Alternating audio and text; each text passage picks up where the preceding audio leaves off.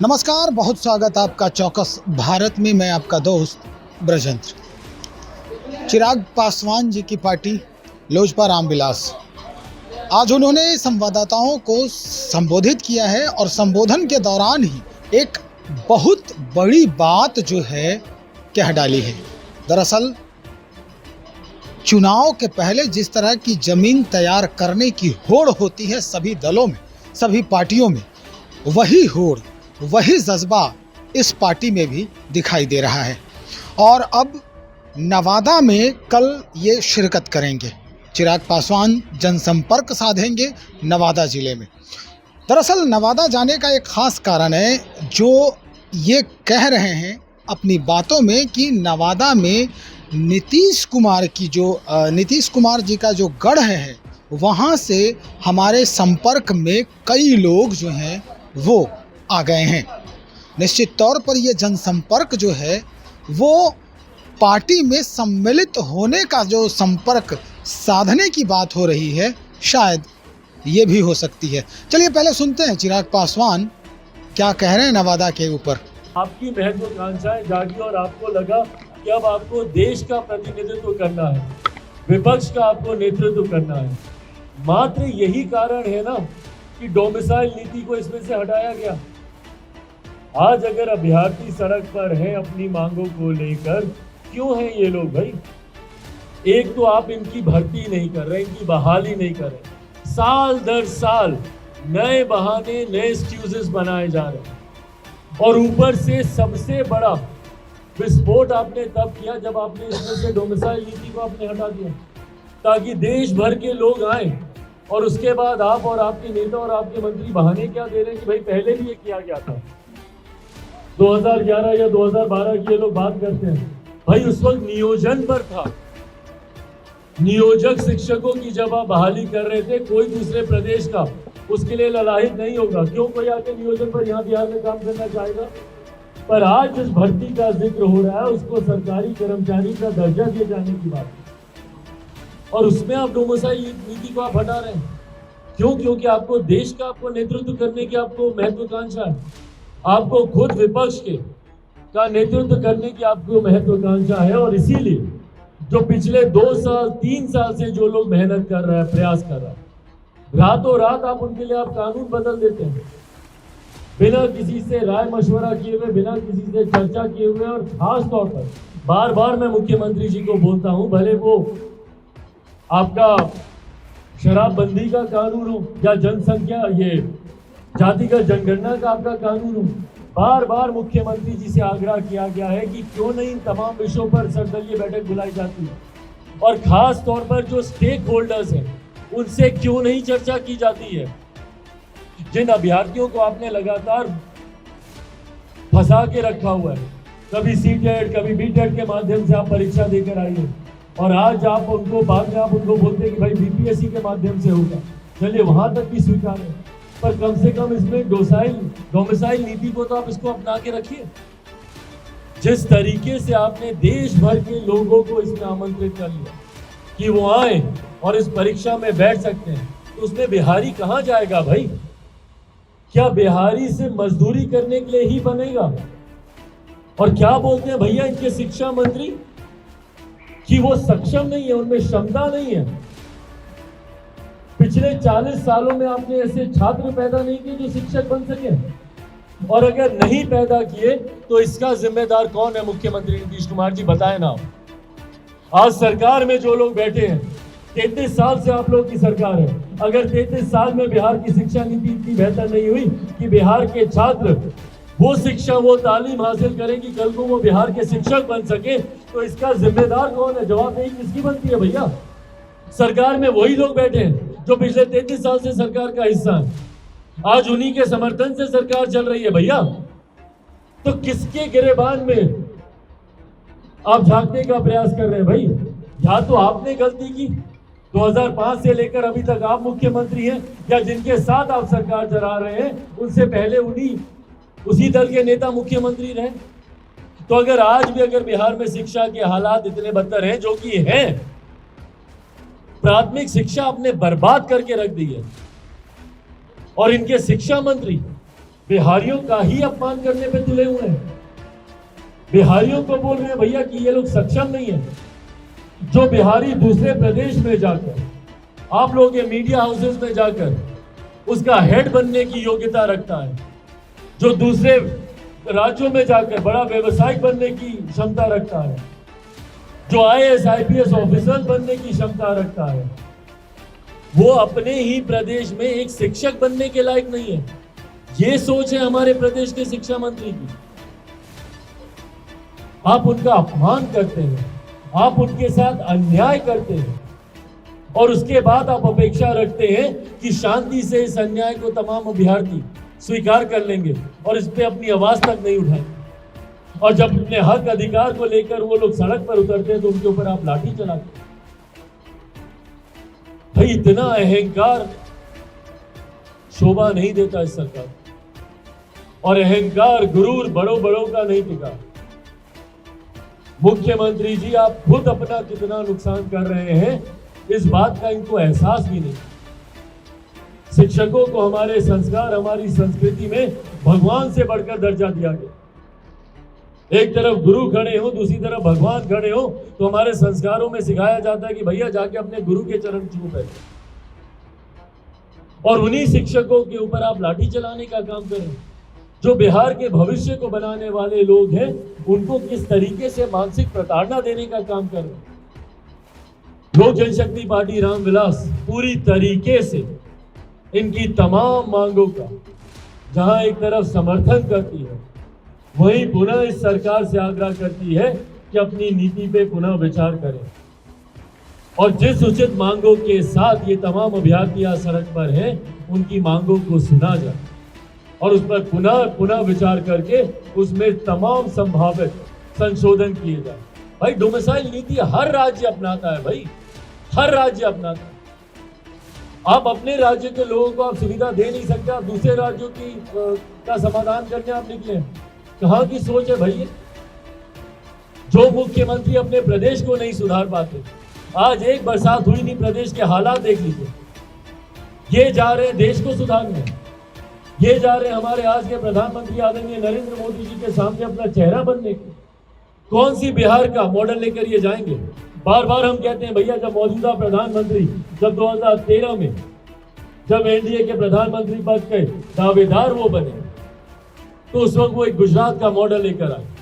सही गलत डिबेटेबल, उसमें आप बहस कर सकते हैं कि वो मॉडल कितना सही था कितना गलत था, उस पर बहस की जा सकती है, पर कम से कम वो एक मॉडल तो लेकर आए। क्या है मेरे मुख्यमंत्री के पास, बताए ना मॉडल। विपक्ष के तमाम नेता यहाँ पर आए अपनी अपनी महत्वाकांक्षाओं को पूरा करने के लिए। उन तमाम विपक्षी दल के नेताओं से मैं आग्रह करूंगा कि पूछे तो मुख्यमंत्री नीतीश कुमार जी से सवाल कि भैया आपके 18 साल के शासन के बाद भी क्यों आपके प्रदेश के लोग हमारे प्रदेश में आते हैं? महाराष्ट्र से लोग आए थे ना, बंगाल से लोग आए थे ना, दिल्ली से लोग आए थे ना। पूछे ना वो लोग कि क्यों आपके प्रदेश के लोग हमारे प्रदेश में आते हैं रोजगार के लिए, शिक्षा के लिए। क्यों 18 साल से आपके मुख्यमंत्री होने के बाद भी आपके प्रदेश का पलायन नहीं रुकता? क्यों आपके प्रदेश में आईटी जॉब, आईटी सेक्टर नहीं लगते? क्यों आपके प्रदेश में कारखाने नहीं खुलते? क्यों ये सवाल नहीं पूछते दूसरे दल के नेता? बिहार में आके बिहार की अर्थव्यवस्था, बिहार का इंफ्रास्ट्रक्चर वो लोग देख कर गए हैं। क्यों नहीं वो सवाल पूछते मुख्यमंत्री जी से कि आप देश का नेतृत्व करने का आप सपना देख रहे हैं, पर क्या लेकर जाएंगे आप जनता के बीच में? क्या अपराध का मॉडल लेकर जाएंगे, या बेरोजगारी का मॉडल लेकर जाएंगे, या भ्रष्टाचार का मॉडल लेकर जाएंगे?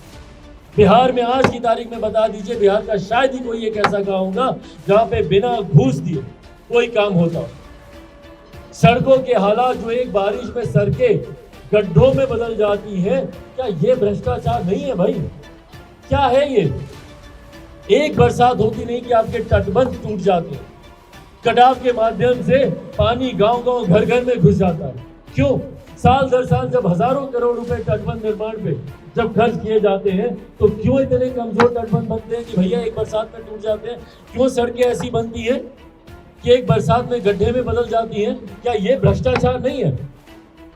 और मुख्यमंत्री नीतीश कुमार जी को ये नहीं दिख रहा है। डर से कि उनके विधायक ना भाग जाए, विधायकों के साथ 1-to-1 बैठक कर रहे हैं। क्या उनके विधायक उनको जाकर बताते नहीं है कि कितना विरोध होता है उन लोगों का? क्या उनके सांसद उनको बताते नहीं है कि जब वो अपने क्षेत्र में जाते हैं तो कितना विरोध उन लोगों को झेलना पड़ता है जनता का। आज की तारीख में कोई एक मंत्री सड़क पर दिखा दे बरसात में जो जाए जनता के बीच में। मुख्यमंत्री ने खुद ने कभी सोचा कि भैया हम जाकर देखें कि किस हालात में बिहारी आज की तारीख में जिंदगी व्यतीत कर रहे हैं। और 18 साल से यही तस्वीर है भैया। वो दिन दूर नहीं, बहुत जल्दी सरकारी हेलीकॉप्टर भी निकलेगा मुख्यमंत्री जी का, हवाई निरीक्षण में जाएंगे ये और बोलेंगे अच्छा बिहार में बाढ़ आई। ये साल दर साल की तस्वीर है भैया। क्या समाधान है मुख्यमंत्री का?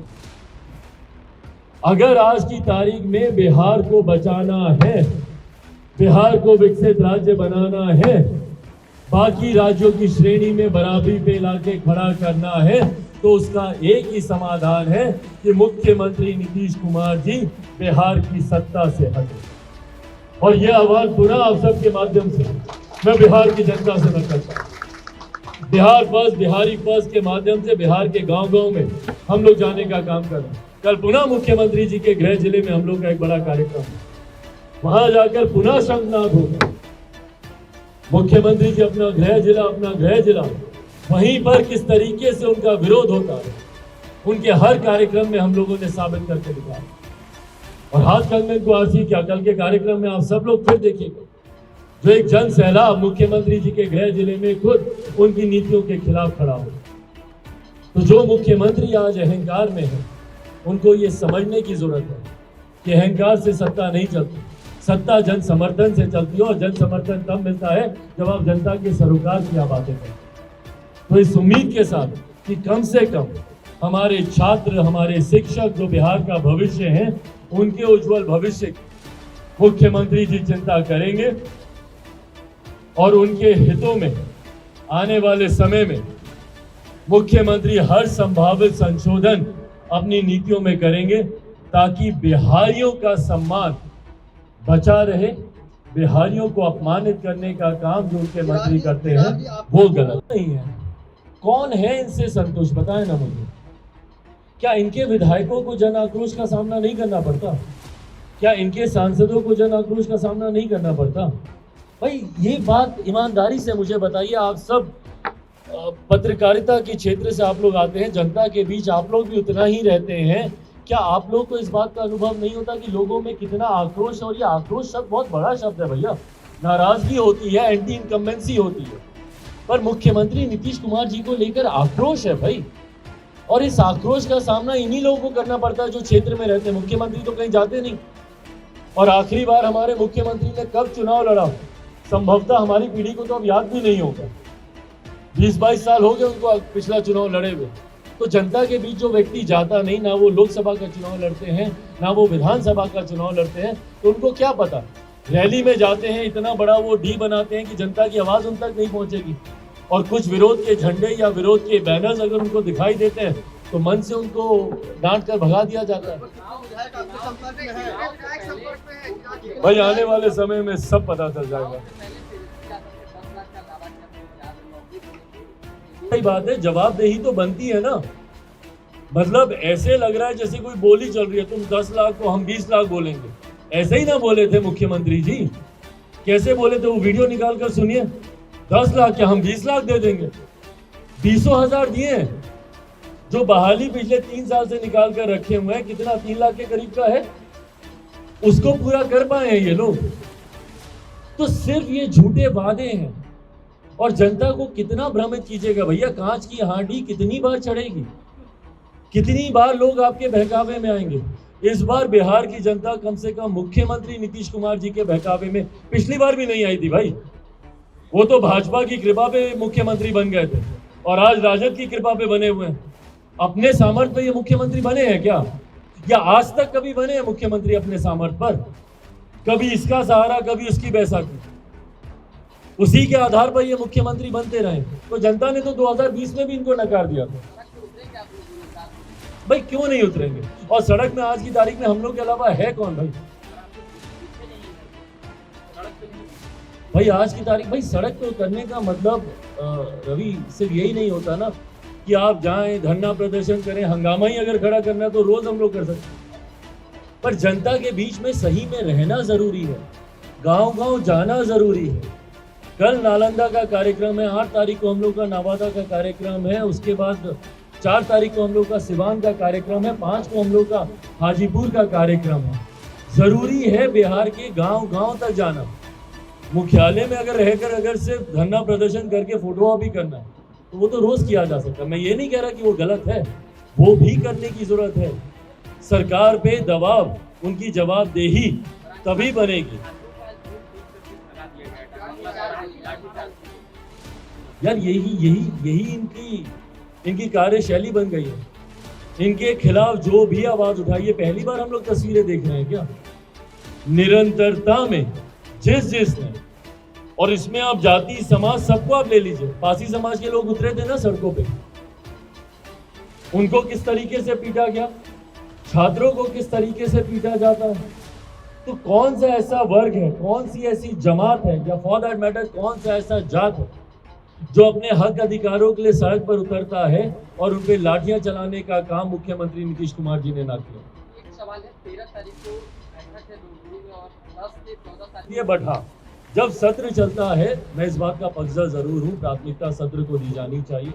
और खास तौर पर जब बड़े नेताओं की उपस्थिति दूसरे राज्यों में अपनी महत्वाकांक्षाओं को लेकर हो, ऐसे में प्राथमिकता बिहार और बिहारियों को दी जानी चाहिए। और उसके लिए सत्र में रहना, उन बड़े नेताओं का जनता की बातों को सुनना, विभिन्न पार्टियों से प्रतिनिधित्व जनता का कर रहे विधायकों की बातों को सुनना ज़्यादा महत्वपूर्ण होना चाहिए।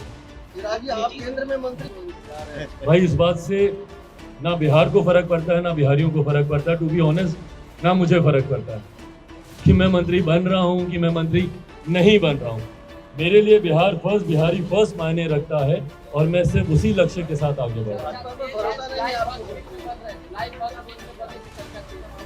अच्छा,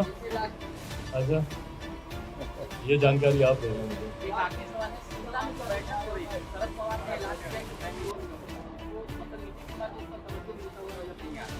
भाई जिनको बिहार की जनता अहमियत नहीं दे रही है तो उनको कोई दूसरा कहाँ देगा? भाई देखिए सिंपल सी बात है ना, जिनको बिहारी नहीं अपना रहे उनको देश कैसे अपनाएगा? भाई उनकी अपनी अपनी विडंबनाएं हैं, अपनी अपनी, भाई अब उनको उनके साथ सरकार चलानी है तो उनको तो बोलना ही पड़ेगा। आपने कहा कि हाजीपुर का चुनाव आप लड़ेंगे, अरे प्रभु हमको क्या लेना देना, हम तो सिर्फ अपनी बात कर रहे हैं, दूसरा कौन लड़ रहा है नहीं लड़ रहा है। हमने ये बोला कि अपने पिता हमारे नेता आदरणीय रामविलास पासवान जी के अधूरे कार्यों को पूरा करना का उत्तरदायित्व हर पुत्र का होता है। भाई हर बेटे का ये उत्तरदायित्व होता है कि अपने पिता के अधूरे कार्यों को पूरा करें।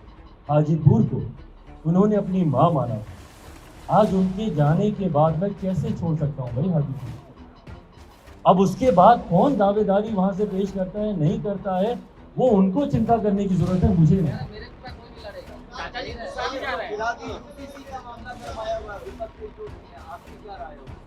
भाई यूसीसी पे अभी आज की तारीख में किसी को अपनी राय देने की जरूरत ही नहीं है। अब किस आधार पर कोई अपनी राय देगा भाई, जब तक वो ड्राफ्ट ही सामने नहीं आया। अभी तक पता ही नहीं है कि लॉ कमीशन क्या ड्राफ्टिंग कर रहा है। देखिए यूसीसी एक बहुत गंभीर विषय है और कुछ लोग जो इसमें भ्रमित करते हैं ना भैया कि इसमें सिर्फ एक धर्म के लोगों को ही इसका नुकसान उठाना पड़ेगा, ऐसा नहीं है। इसमें हर जाति हर धर्म के लोगों को के जीवन पर इसका असर पड़ेगा, अनुसूचित जनजाति से आने वाले लोगों पर इसका असर पड़ेगा। देखिए भारत विभिन्नताओं का देश है। आप नॉर्थ से लेकर साउथ चले जाइए, वेस्ट से लेकर ईस्ट चले जाइए, अलग अलग वेशभूषा, अलग अलग परंपराएं, अलग अलग संस्कृतियां, अलग अलग बोली, अलग अलग भाषा, बोलचाल, हर तरीके की विभिन्नताएं आपको देखने को मिलती हैं। और भारत की खूबसूरती यही है कि हर विभिन्नताओं को आगे बढ़ने का अवसर दिया गया है। ऐसे में यूसीसी कैसे लागू होगा, क्या उसकी ड्राफ्टिंग है, कैसे, अगर आप हिंदू धर्म में ही देखें भाई, नॉर्थ से लेकर साउथ तक जाते जाते बहुत तरीके की परंपराएं हैं जो बदल जाती हैं। आप अगर मैरिज लॉ को ही आप देखें या हिंदू अनडिवाइडेड फैमिली के लॉ को ही अगर आप देखें, ये नॉर्थ से लेकर साउथ तक जाते जाते बहुत चीज़ें इसमें बदलती हैं।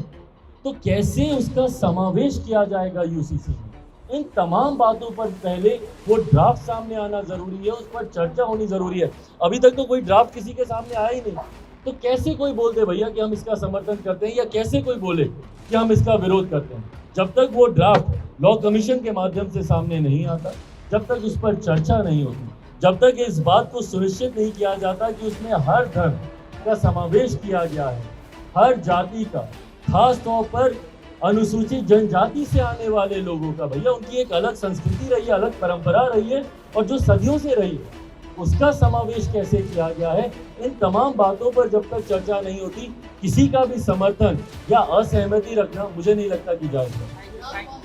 तो सुन लिया आपने किस तरह से नीतीश कुमार जी के गढ़ को, यानी जो किला है, कहते हैं नालंदा नवादा, ये जो जगह है वो नीतीश कुमार जी का किला है, गढ़ है इनका, और चिराग पासवान उस किला और गढ़ को ढाहने की तैयारी में लग गए हैं।